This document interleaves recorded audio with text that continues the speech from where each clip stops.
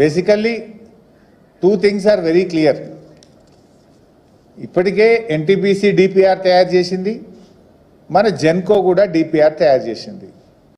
జెన్కో ధర ఎంతనో నీకు తెలుసు, ఎన్టీపీసీ ధర ఎంతనో నీకు తెలుసు.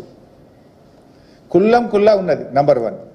నంబర్ 2, ఎన్టీపీసీ అనేది ఈపీసీ కింద, అది కాంట్రాక్ట్ సంస్థ కాదు, కట్టి ఇవ్వడానికి అది కాంట్రాక్ట్ సంస్థ కాదు. ఎన్టీపీసీ అసలు నిర్మాణమే చేయదు, తనకు కోసం తాను విద్యుత్ ఉత్పత్తి చేసే ప్లాంట్ కట్టి విద్యుత్ సరఫరా చేస్తుంది తప్ప ఇతరుల కోసం ప్లాంట్ కట్టేది కాదు. అంతా తెలిసిన ఓ డ్రామా రేవంత్ రెడ్డి గారు, అంటే డైవర్షన్ పాలిటిక్స్. తమ స్కెచ్ను అమలు చేసుకోవడానికి ఇదో డైవర్షన్. రేపు ఎట్లా ఎన్టీపీసీ మేము కట్టమంటుంది.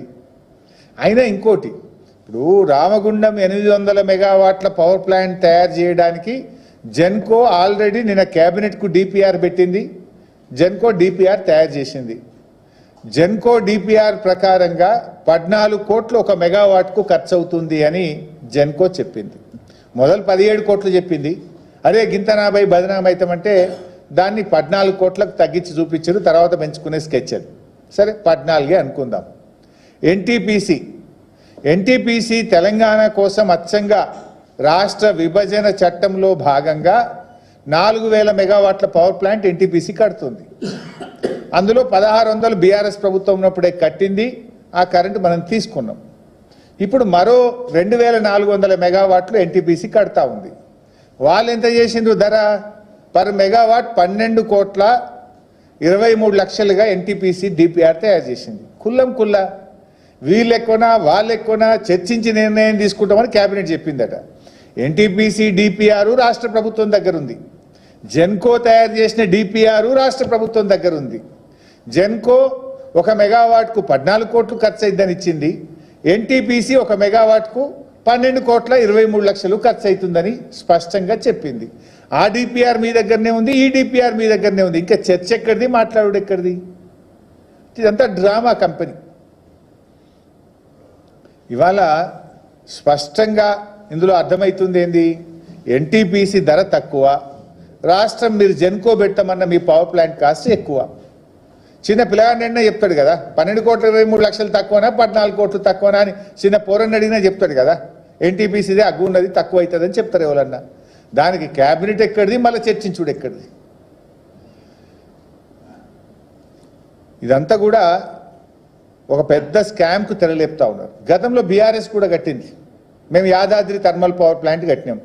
యాదాద్రి థర్మల్ పవర్ ప్లాంట్ కడితే 1 మెగావాట్కి అయిన ఖర్చు 8 కోట్ల 63 లక్షలు. మేము భద్రాద్రి థర్మల్ పవర్ ప్లాంట్ కట్టినాం. 1 మెగావాట్కి అయినటువంటి ఖర్చు 9 కోట్ల 74 లక్షలు. ఎన్టీపీసీ కడతా ఉంది 12 కోట్ల 23 లక్షలు. మరి రామగుండంకు ఈరోజు 14 కోట్ల రూపాయలకు మీరు ఎస్టిమేట్ చేసిండ్రు. ఇన్ఫ్యాక్ట్ ఈ 14 కోట్లలో కాదు, ఇది ఇంకా పెరుగుతుంది. ఎందుకంటే ఈ పొల్యూషన్ కంట్రోల్ FGD నిబంధన ఉంటుంది. మన యాదాద్రి థర్మల్ పవర్ ప్లాంట్లో ఆ ప్రాంత ప్రజలకు వాతావరణ ఇబ్బందులు రావద్దని 1 మెగావాట్కు 1,20,00,000 రూపాయలు ఖర్చు పెట్టి పొల్యూషన్ ఎన్విరాన్మెంట్ కంట్రోల్ మెకానిజంను మనం యాదాద్రి థర్మల్ పవర్ ప్లాంట్లో పెట్టాము. అంటే ₹8.63 యాదాద్రి 1 మెగావాట్ ఉత్పత్తి అయితే అందులో FGD మీద పెట్టిన ఖర్చు 1,20,00,000.